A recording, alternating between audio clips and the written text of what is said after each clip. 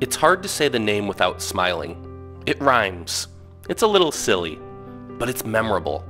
It's also hard to believe that a store with the name of Piggly Wiggly led a grocery store revolution. But in 1916, it did just that. Grocery shopping in the early 20th century involved the following. Make a list.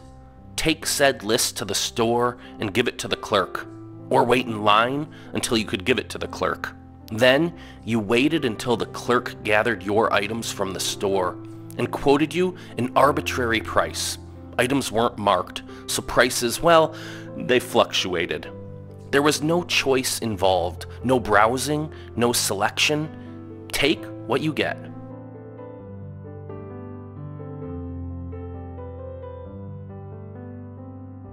That was the way of things until Clarence Saunders changed it all. His ideas of consistency and efficiency redefined the landscape of the American grocery store.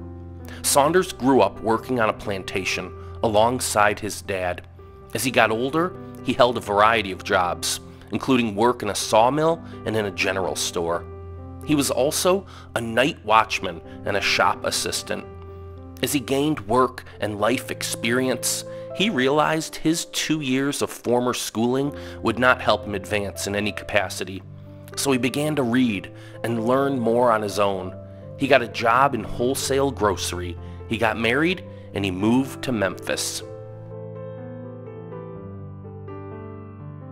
In September of 1916, Saunders used his savings to open the first Piggly Wiggly grocery store. He created a buzz even before opening day. He knew how to get people talking. Weeks before he opened, billboards started to appear in Memphis. The first simply said, Piggly Wiggly. That was followed by, Mrs. Brown asked Mr. Brown to stop by the Piggly Wiggly on the way home. That got people curious. What on earth was a Piggly Wiggly? As it turns out, the naming of the store was meant to be an attention getter. Saunders used to say the name was plucked from originality. Legend has it that Saunders was inspired after he spotted some pigs wiggling under a fence from his train window. However it came about, it got people talking. And when you have a new business, that's certainly what you want. The grand opening was a spectacle. Saunders advertised that he was going to hold a beauty contest. The judges welcomed each woman to the store with gold coins, flowers, and balloons for their kids. A brass band even serenaded the customers. Little did they know that they were walking into the future of grocery stores. Customers were met with an astonishing 1,000 items. And what's more, there was not a clerk to retrieve those items. Instead, customers could meander through the store on their own, carrying a wooden basket, selecting items of their own volition.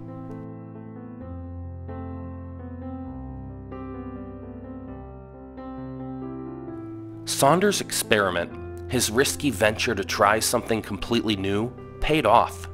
Saunders opened 9 stores that first year, and within 7 years, he was up to 1,268 stores.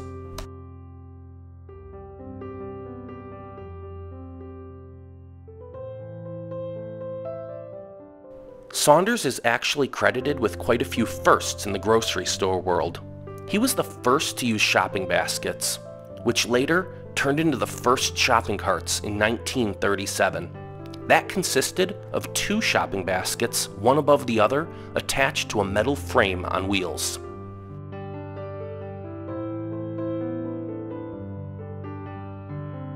Saunders was the first to introduce labeled prices on their items.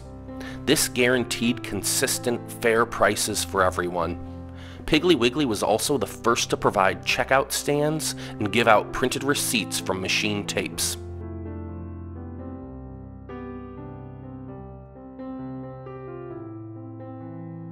They required employee uniforms to ensure more sanitary food handling. They introduced refrigerated cases to help keep produce fresh for longer.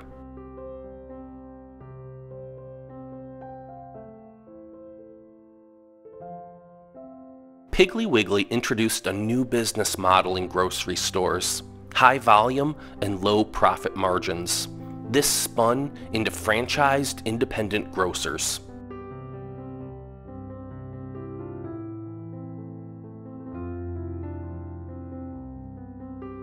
As the popularity for Shopper's Choice gained momentum, so did grocery stores' methods of advertising and hooking customers. It was the start of branding, really. Stores promoted their products, persuading customers to come in and to make purchases. If you've ever been annoyed at all the candy that's enticing children, or perhaps even yourself, in the checkout lanes, you can thank Saunders. He was the first to add candy and other impulse buys in the checkout stands.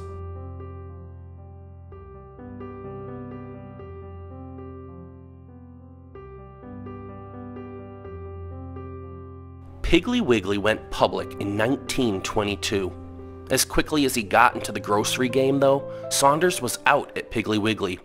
While his risk-taking and innovation proved successful inside his business, his risk-taking in the financial arena backfired. He gambled on the stock market and lost.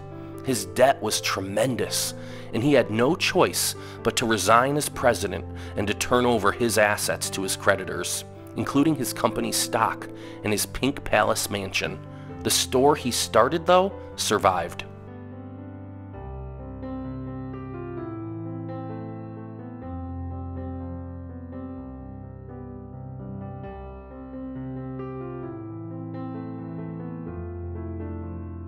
Today, the Piggly Wiggly headquarters is located in Keene, New Hampshire. You can find one of the more than 600 Piggly Wiggly independently owned stores in neighborhoods and communities across 17 states. They are known for their selection of regionally grown and sourced items, popular mainly in the South and the Midwest.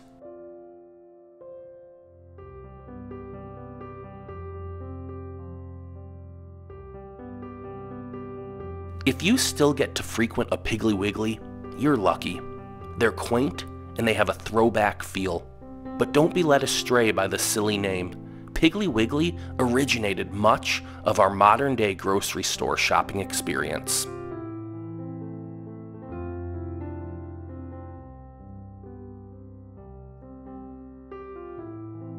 Thanks for watching Memory Mountain. If you enjoyed this video, please click to subscribe to our channel and hit that thumbs up button. Be sure to tap the notification bell so you'll be one of the first to know when we post our next story looking back over the landscape of Americana.